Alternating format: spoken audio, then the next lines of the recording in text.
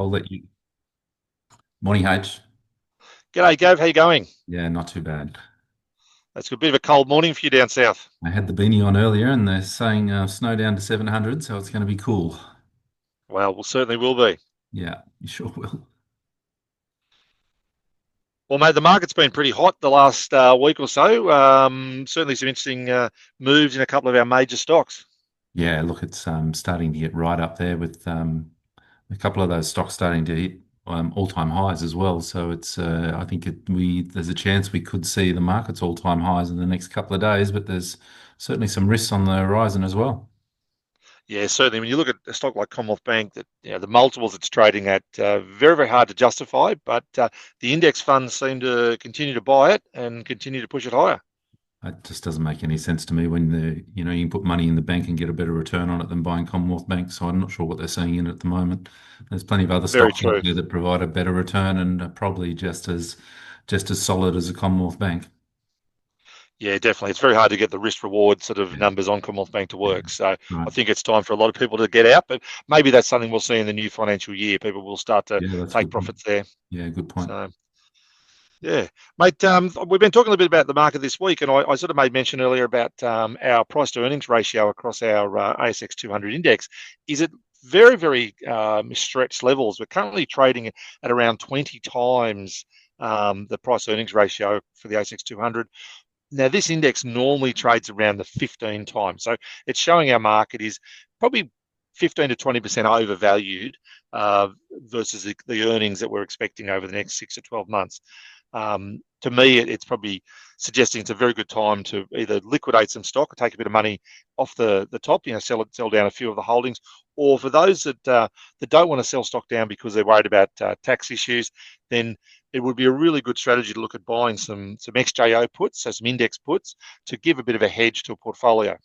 Yeah, that makes heaps of sense. Where would you buy them, H? At the money or a little bit below the money? I would probably look at, for most people, probably cost wise, I'd be looking at something around an 8,300 put for July. And the reason I'd look at July is to give us a chance to run through end of financial year. And as I mentioned, I think there will be some selling in the new financial year. People may take profits, and the tax problem is a problem for next year if they've got capital gains. So I think there will be some lightning in the new financial year. And so I looked at the 8,300 puts for the July expiry. Now, the July expiry, I'm just checking my calendar, is the 17th of July. Yeah. And that's that 83 puts around 35 cents. So, if you're happy to sort of look at, buying 10 contracts, about $3,500 would give you a pretty good insurance in the market if you've got a portfolio, or if you want to speculate on a move lower, give you a pretty good position. You've got about 6 or 7 weeks to the expiry in July. And if the market does roll off in that early part of July, then I think there'd be a pretty good position to be holding.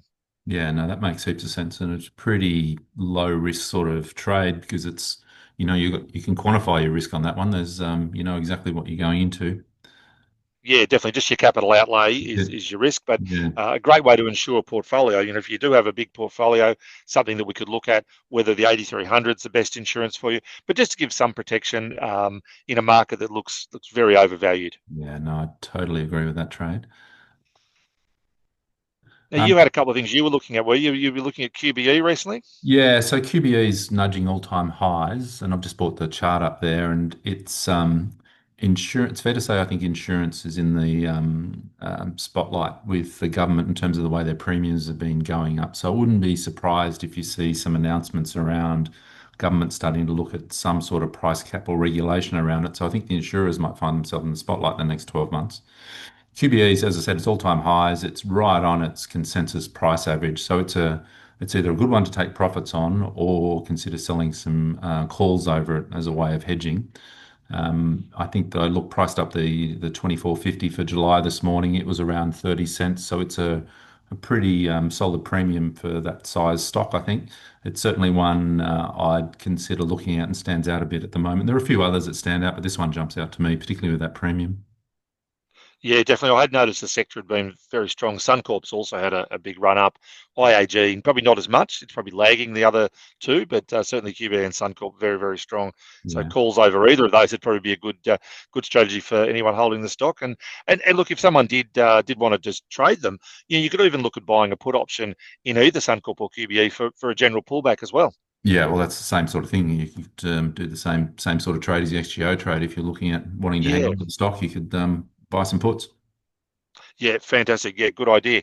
Now, mate, I was mentioning to you, I attended industry function of the day, and we're talking about participation in the market. And for those that don't know, the ASX run a trading game um, related to options trading, and they've had 11,000 people sign up to participate in the game, which is currently running, Wow, which is a bit that's of a record incredible. for them. So yeah, it's really showing that the interest in options trading is really picking up, which is fantastic. I think the big thing for us is getting those clients to actually start trading in the market and getting an understanding of how that process works. Yeah, that's an incredible number of things. I mean, it's we put out our ebook a little bit earlier as a reference point for it. It's a great way to, if you're playing you want to dip your toe into it, you've got our reference book there. You could trial the game, and you could certainly look to start off that way in a very gentle sort of way into the market. Yeah, very true. I've had a couple of people tell me they've downloaded the ebook and read through your stuff, and really it's helped their knowledge a lot. So a great resource, and hopefully more people jump on and download it, and then make contact with us, and we can start to help them, activate an account and get started. Yep, well, it's easy enough to find on our website, so it's sitting there, or you can always just contact the office, and we'll be able to find a way to get a copy of it to you. Yeah, fantastic. Right, mate. Well, let's see what the Great. market brings. We've got long weekend, obviously in the southern states, so the market's closed Monday. So it could be a bit of profit taking this afternoon. Yeah, I think we'll see the market fade into the afternoon. I mean, you got Trump on all firing on all cylinders at the moment with Elon Musk. So I think you could see some risk taken off the table as we go into the late afternoon. Yeah, absolutely. All Right, right. mate. We'll have a good weekend. Stay warm. Thank you. You too. See you later.